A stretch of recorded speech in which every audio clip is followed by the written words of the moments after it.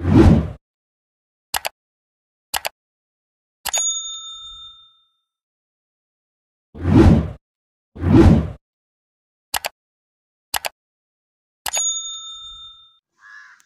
গুরু, বন্দে পুরুষোত্তমম।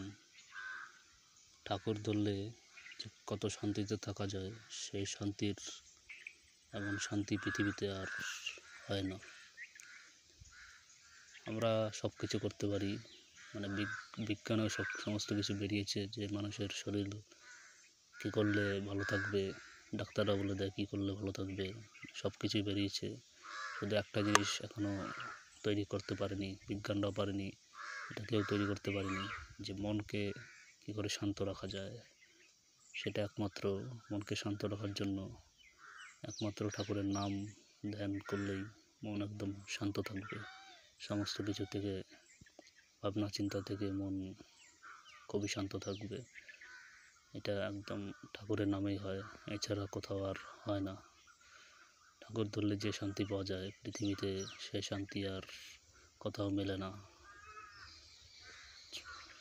একদিন ঠাকুর বাড়িতে, ঠাকুর যখন ছিলেন তখন একটি গুরুভাইয়ের মেয়ের বিয়ে হবে। তখন ঠাকুর বলেছিলেন যে কয়েকজনকে ডেকেছিলেন, 10-12 জনকে, যে তোরা মিলে হিসাব করে 400 টাকা দিবি ওর মেয়ের বিয়ের জন্য। তখন কয়েকজন মিলে 400 টাকা জোগাড় করেছে।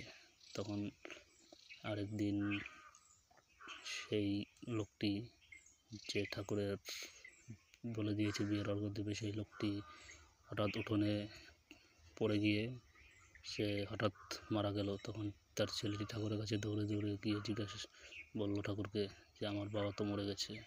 ঠাকুর বলল তখন, মরলে কী করে হবে, সে তো অর্ঘ্য দেওয়া বাকি আছে ওর মেয়ের বিয়ের, মরলে চলবে না, তুই বাড়ি যা। পরে ছেলেটি আবার বাড়িতে এসে বলল, ছেলেটি বাড়িতে এসে দেখে,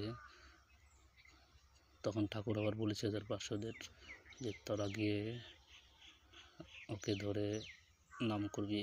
খুব পরে ওকে ধরে নাম করছে।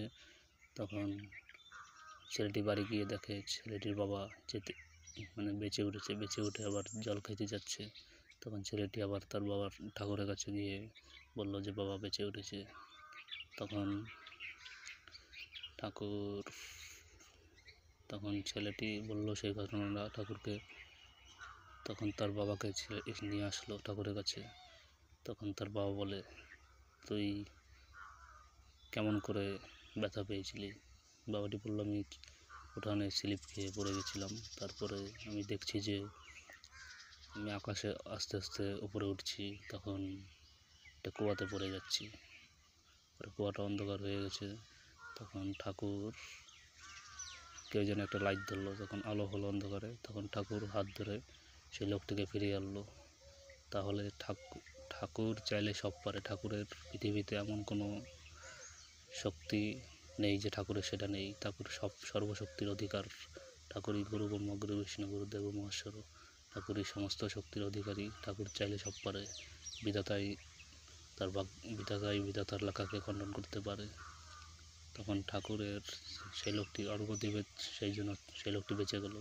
তাই আমরা যে প্রতিদিন ঠাকুরের ইষ্টভীতি করি, অর্ঘ্য দিই, তাহলে এইভাবে যে আমাদের কত অপঘাত মৃত্যু, কত যে কাটা যাবে, তার কোনো ইয়ত্তা নেই। জয় গুরু।